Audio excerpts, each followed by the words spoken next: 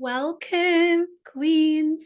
I was going to go into song then, but you really do not want me to sing. My voice in song is not the best to listen to, trust me. Welcome to another episode of the Body Love Binge podcast. Today's episode is titled, Is Eating for Pleasure the Same as Emotional Eating? Now, I created this because along my journey, obviously I learned and I know what emotional eating is. I mean, everything's subjective anyway, but pleasure eating didn't sit right for me in terms of being under the umbrella of emotional eating. So we're going to go into that today. But before we do, those of you that did join us for the free 3-day Body Love Binge, thank you. I really, really thoroughly enjoyed delivering it to you and gifting you that. And I actually had an offer on that ended last week, and that was €500 off my lifelong group coaching. But you know what? Just before I pressed record, I thought, well, I'm going to offer it to my podcast listeners in case they missed it. So if you did want to join my group coaching, which just to reiterate briefly what you get, it's everything is lifelong. So when I say lifelong, I mean for the lifetime of the program of the group coaching. There's no certain month where you have to be out or you don't get access to things. Everything's just indefinitely. So there's bi-weekly coaching calls with me, group coaching calls. So every other week we have a coaching call. I'm in the group weekly, coaching through voice notes, written, celebrating you, all of that. And the women are in there daily doing that within themselves. Obviously, I'm the only one coaching per se. There's the access to my signature program, the Body Love Binge, which takes you at least 4 months to go through all the content, videos, audios, worksheets, everything you need to know in depth, more in depth than the podcast, if you can actually believe that, because I give so much in the podcast, but in depth to support you on your journey to food freedom and body love. So if you did want to sign up with the discount, then I'll put a link below this episode so you can do so. And I can't wait to welcome you in if that's aligned for you. All right, let's dive into the episode, shall we? So, going back to the question and the title, is eating for pleasure the same as emotional eating? In the world of Victoria, no, it's different. So, in my experience, emotional eating is to change your emotional state. And I mean this from like a low emotional state to a higher emotional state. Yeah, pleasure can come into that, but I'm going to go into depth, of course, in this episode. For example, you may feel stressed and you reach for a cookie to calm you down. You may feel sad and have a date with Ben and Jerry's on the sofa. You may be totally overwhelmed and can't even face cooking or even thinking about what you're going to cook for dinner. You can't even face being an adult and everything that comes with that, with the responsibilities of a house, maybe children, pets, money, all of that. And so you order an extra large Domino's plus sides and desserts, and you just zone out and eat it all. That's my definition of emotional eating. And you know what? Emotional eating is okay.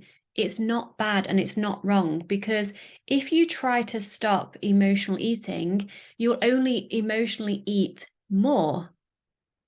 It's like a Chinese finger trap. I've actually never put my finger in one of these before, and nor do I want to.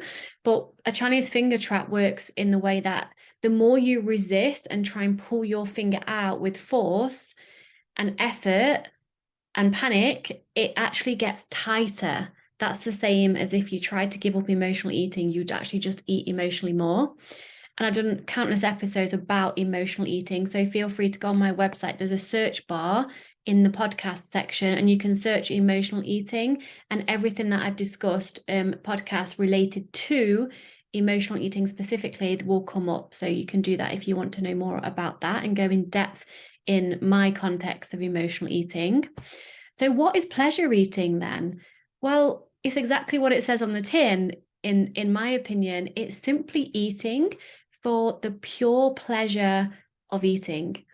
And I guess that is changing your emotional state, but I see it as separate, as I've just explained, from traditional emotional eating. Is there anything wrong with eating simply for pleasure?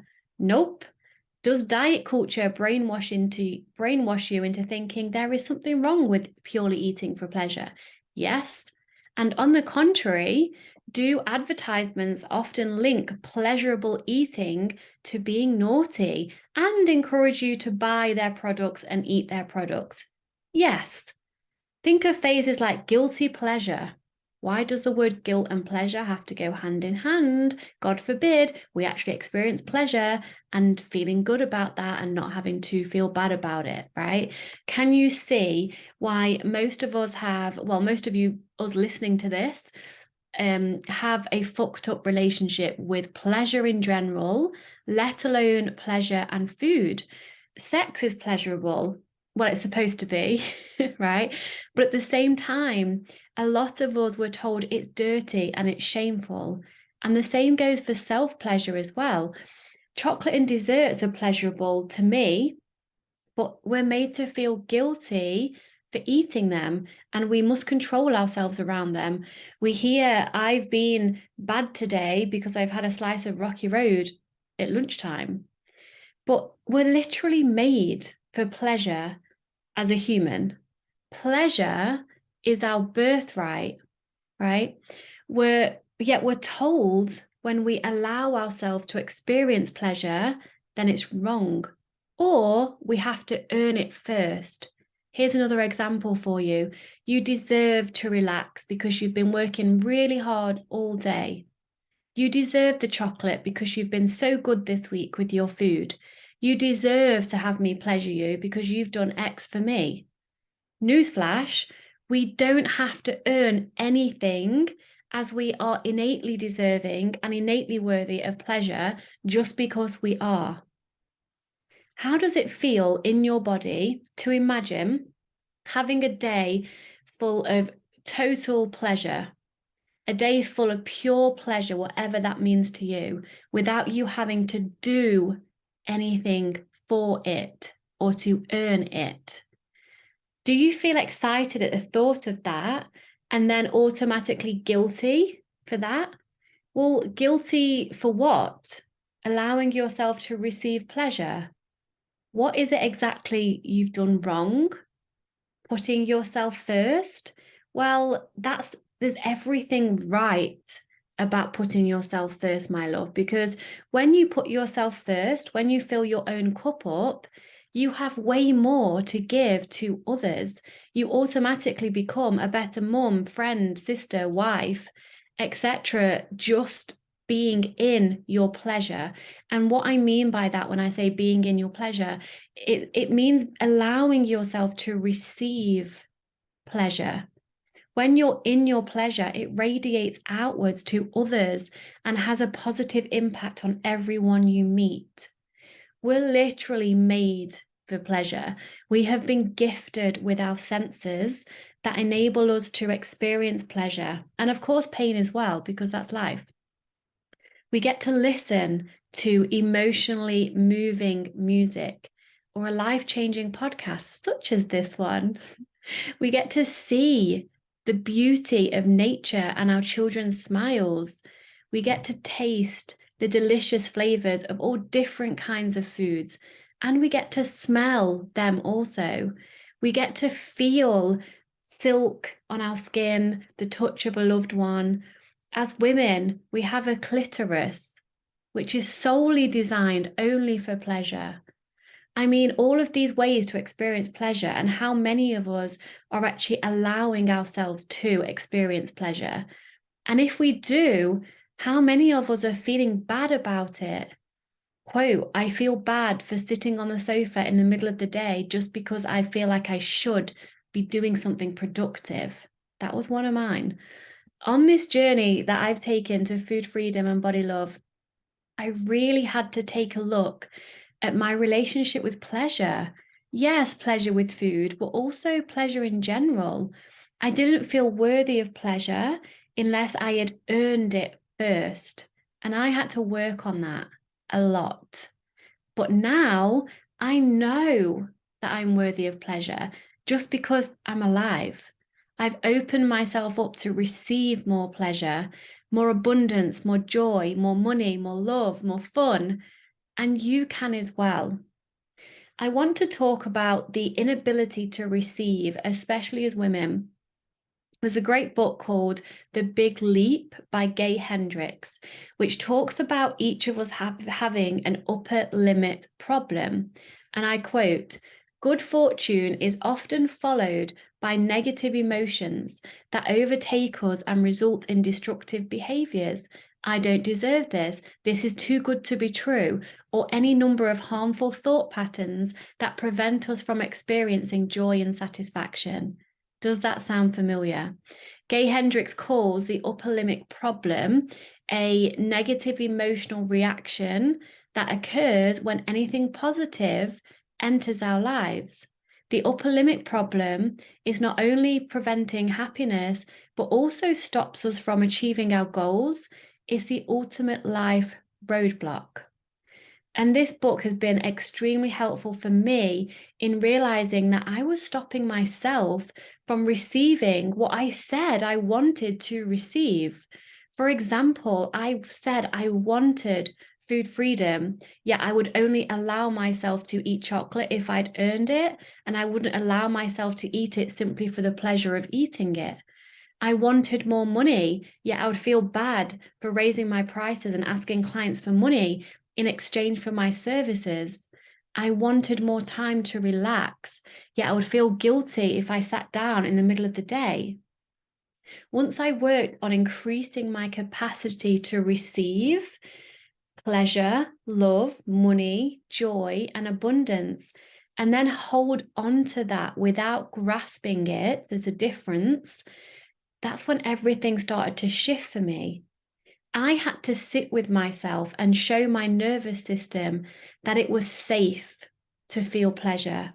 That pleasure was my birthright, and it's okay, it's actually necessary to allow myself to experience pleasure in all different ways. I chose to be the type of woman that already knew she was worthy of pleasure.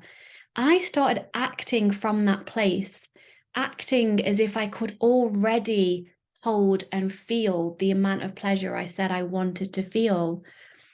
I sat with the discomfort of that until the discomfort became comfortable. I could experience the pleasure without feeling bad about it, until I could sit in the garden in the sun for 2 hours on a Tuesday just because I wanted to and I felt like it. I want this for you too.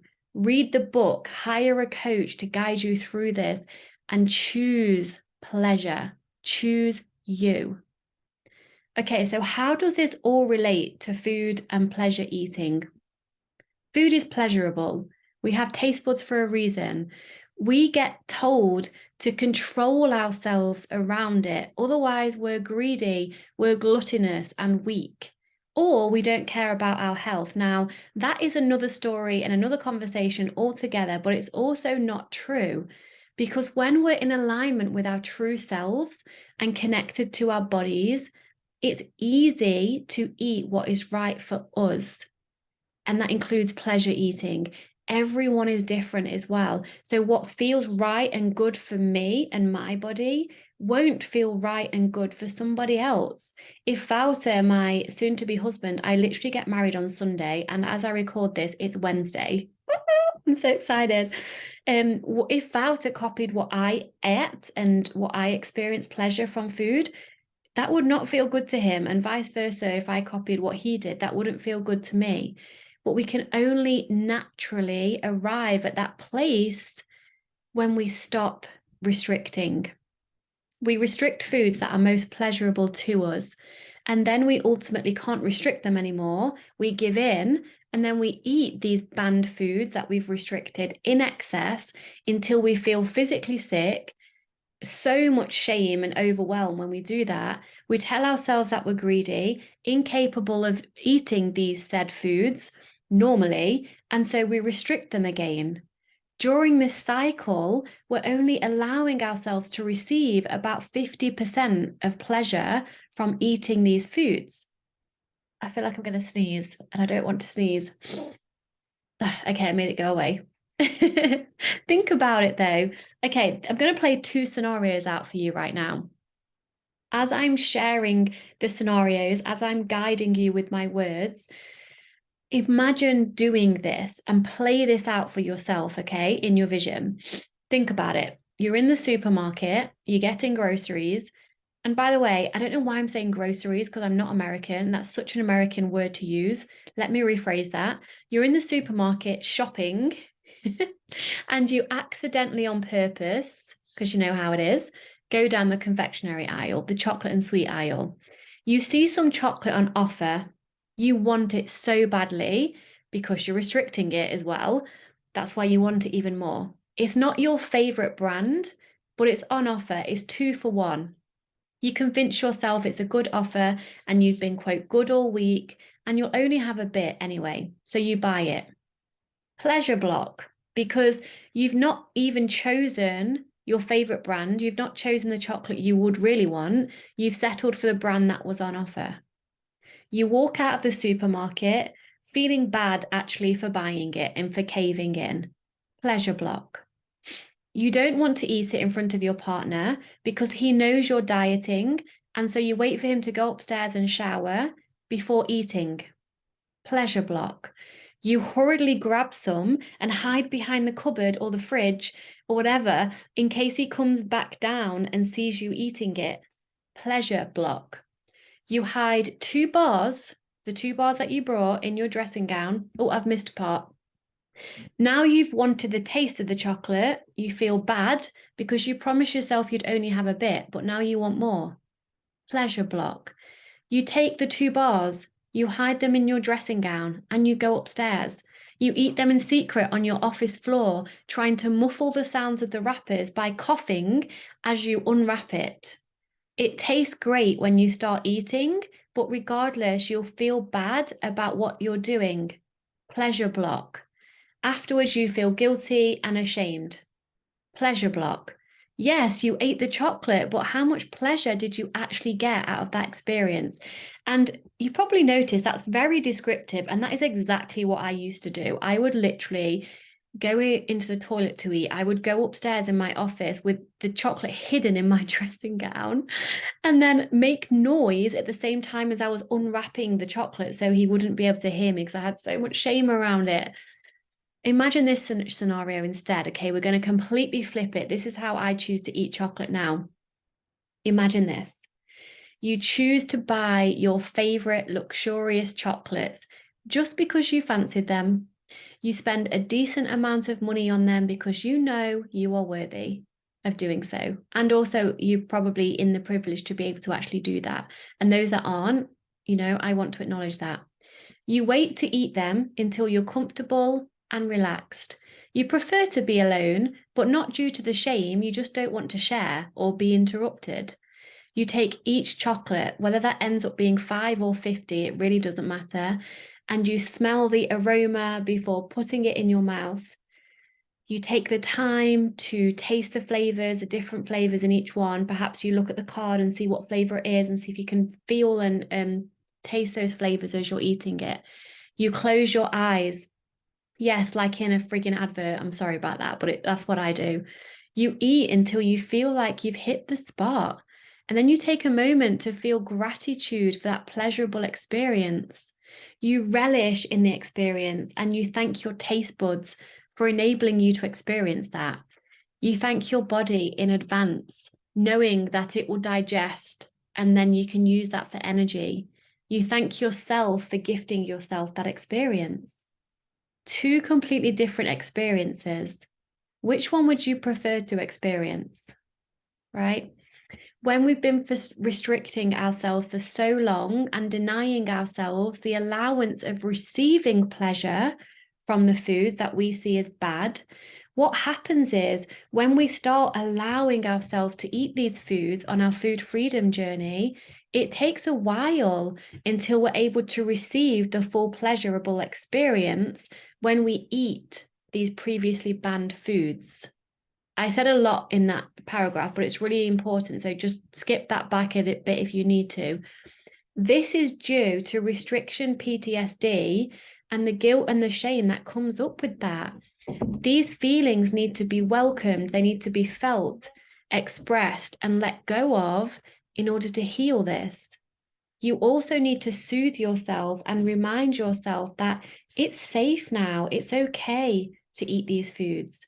It goes without saying, of course, that body image and self-love work is needed to support you through this so that you're not afraid of potential weight gain. And remember, being afraid of weight gain is not the same as actually gaining weight. You can rewire your fear of weight gain. Your body will arrive at its natural, healthy set point weight, and it will fight to stay there regardless of how much or how little you eat. If you're in a stress response when you're eating, you won't be able to access the pleasure that you're wanting to receive. And what will happen in the beginning is you'll eat more in an attempt to get the said pleasure that you're looking for when eating the food. Not that there's anything wrong with eating more with any amount that you eat. It's just an interesting observation. A stress response looks like feeling bad or feeling guilty for what you're about to eat, connecting potential weight gain to poor health to the thing that you're about to eat, thinking that you're eating too much and you're afraid of losing control. That actually sits under what I call emotional restriction. So how can we bring back this pleasure with eating then? If someone were to be in a stress response due to something completely unrelated to food, what would this person do if they had a healthy relationship with stress management? Maybe they'll take some deep breaths. Maybe they'll take some time out of whatever it is they're doing. Maybe they'll go and look at a tree. That's probably just me. Maybe they'll close their eyes and feel the sun on their skin or feel their heart beating. Maybe they listen to relaxing music. They think calming thoughts, practice mindfulness, meditation, all of those things, right? But here's the thing, listen to this quote. Relaxation is the gateway to pleasure. When you notice that you're in a stress response or feeling bad about the food you're about to eat or you're eating, I invite you to bring yourself into a parasympathetic state and bring yourself back into rest and digest. I say bring yourself back into rest and digest, but unfortunately, most of us live in chronic stress. And so actually, we only ever come down to rest and digest when we're sleeping. You need to be physically and mentally relaxed. The two go hand in hand because your thoughts create your feelings. You can't be mentally relaxed and have your body in a fight or flight response. There's one exception to this actually, and this is an automatic habitual trauma response behavior that's stored in the body to pass chronic stress. But even when that happens, you still need to consistently and keep doing what I'm sharing with you now. An example of that, I've shared this with you before when I've been speaking, is I was mentally relaxed, but when I went to eat chocolate, my body would kind of do this like a thing, like I couldn't get my breath properly. And that was just due to all the past chronic restriction that is still there ready to be brought up and healed. So even that had to do this process that I'm sharing with you today to clear that. So you need to relax physically, you need to relax mentally, tell yourself calm thoughts, relax your body, slow down, change the tone of your voice, change the speed of your thoughts and the speed of your words. Slow down, relax, breathe. And you can focus on the food then. Follow the scenario that I played out, the pleasurable scenario, eating the chocolate, if that feels good to you. Allow yourself to receive the pleasure of eating the food. Talk to yourself and say things like, it's safe to be relaxed and enjoying this food right now. This tastes so good, so delicious. My body wants this and I'm so grateful I get to taste this. All those kinds of things. It's worth noting, of course, in order to feel relaxed, you need to be able to feel safe in your environment. You need to be able to feel relaxed in order to receive the maximum amount of pleasure out of anything like intimacy. If you're intimate with someone and you're not physically relaxed, well, first of all, if you don't physically feel safe, you're not going to be able to relax or experience the maximum amount of pleasure. But you need to be able to feel safe and then relax and then open yourself up to receiving pleasure. As a woman, in terms of intimacy and sex, we receive the penis, right? Sorry, I'm just going to go there. Well, I'm actually not sorry. We receive and open ourselves up to receiving the man, right? We can receive if we're not relaxed, but it's not very pleasurable, right? Can you see how this works energetically as well as physically? I do want to touch on, though, as I start to wrap up this episode, I do want to touch on pleasure perhaps being your only source of enjoyment in life. If food is your only or your main pleasure in life, that's okay. There's nothing wrong with you, really. Food honestly used to be my only go-to pleasure. I couldn't enjoy sex or intimacy because I hated my body and I was too stressed and anxious around that. I couldn't enjoy really going out and socializing because I was too obsessed with my body again. And the most pleasurable thing to me would be sitting binging on the sofa, seriously. And that's okay, because pleasure is a choice, and whatever feels best for you is right for you, and that's okay. It doesn't mean there's anything wrong with you. I used to hear others say things like, I would take a bath or go for a walk instead of eating to bring pleasure into my life or joy. But that just didn't appeal to me. I even, in my nutrition coaching certification, she would say things like, what are you really hungry for? It won't be food all the time. It will be other things like pleasure or connection or intimacy. And yes, that's really important to explore.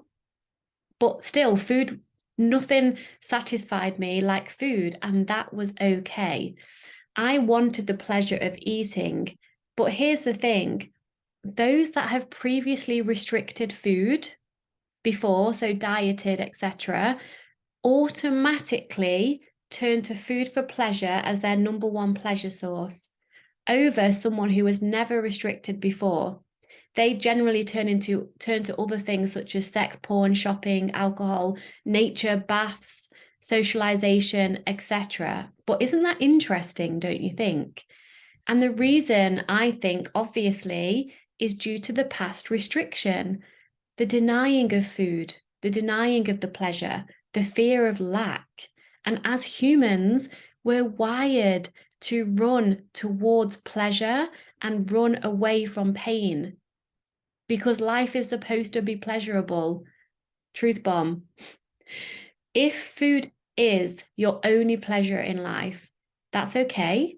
And I do invite you also to gently brainstorm with yourself how you can add more pleasure into your life in general, not with the goal of eating less.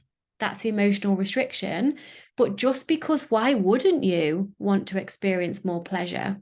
Of course, this is linked to worthiness, which is what I teach. That's what my coaching is based on as well.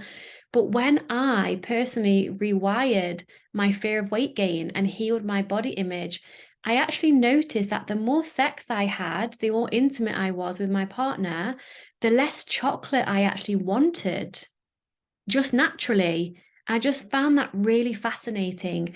The more time I spent with family and friends and doing fun things, the less craving I had to sit and eat chocolate.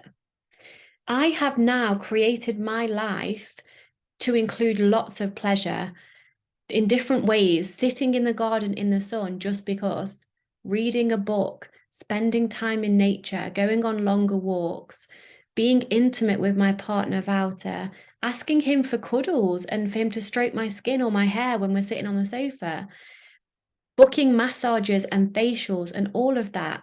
Of course, I still get pleasure out of eating, especially chocolates and desserts, like you didn't know that about me already. And when I eat those things, I take my time. I eat mindfully with the goal of getting the most pleasure and enjoyment out of it, because I'm eating it anyway, so I may as well get the most enjoyment and pleasure out of it, right? Life gets to be this pleasurable. This is the point in life, to love, to laugh, to experience joy, to experience pleasure.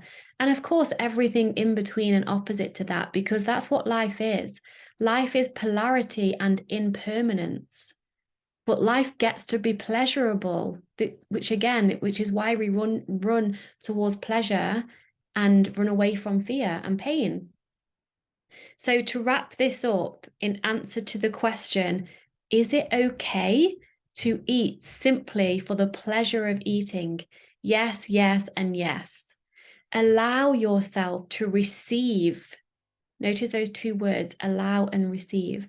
Pleasure in all forms. Take your time, work on yourself, read books, hire a coach, soak up everything life has to offer, because you, my love, are here to create whatever you desire and experience it fully. Stop and smell the flowers.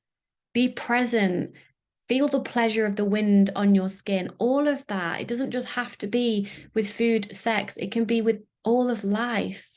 Because is it Albert Einstein that said, you can choose to see all of life as a miracle. Oh, hold on, wait, I've got it. You can choose to see nothing as a miracle or everything as a miracle. What do you choose? I choose to see everything as a miracle. So if you would like support with this, with your journey to self-love, to body love, to food freedom, to breaking free from your eating disorder, disordered eating, all of that, then reach out to me, because you are not alone in this. Everything that I've spoken about is available to you, even if it feels like a million lifetimes away, even if it feels so out of reach, you can't even imagine what it would feel like to you. I've had clients come and we score each, my clients score themselves through each life area that I coach in when they first come to me. I've had clients that have scored themselves minus, that isn't even a thing, but I allowed it because I knew that they wouldn't leave as a minus, like minus 10 in like self-worth and self-love, and leave at like a 9, because this shit works. And it's the love and the time and the care and the intention I give to each and every one of my clients in a group setting and one-to-one. And I want that for you too. So choose yourself, choose pleasure. Let me know if this resonated. This was also prompted by the lovely Dana, who asked for this episode, Dana has just joined my group coaching. So congratulations, Dana. And sending you all so much love. And don't forget to rate and review and send me a screenshot, because you get a chance to win the Body Love Bite online program, which has got so much value in. And you get it for free if you get pulled out of the draw when you rate and review. And it's not just that. It's not just so you get something. By taking the time to rate 5 stars and review, it actually helps my podcast it helps my podcast get to more people. So people that need it, that need to hear this, I get to help them as well by you rating it. So thank you for helping me just spread this message wide and far. All right, my queens, I know that many of you won't be listening to this like the week that I've recorded it, but when I next record an episode, I will be officially Mrs. Kleinsman, because actually my business name is already Victoria Kleinsman. My name at this moment officially is Victoria McDonald, believe it or not. But I must have known depth in my soul when I started my business, I knew I would marry this man, and I am. And so that's why my business name is Victoria Kleinsman, and I'm not yet married, and I will be on Sunday. So next week, I'm releasing an episode that was pre-recorded with a guest called Lilia. And I believe that title is How to Heal the Roots of Your Eating Disorder. It's a very good episode. So I'm looking forward to releasing that for you. And I'll see you in a couple of weeks. Love you all so much. Thank you so much for being here. Much love. Mwah.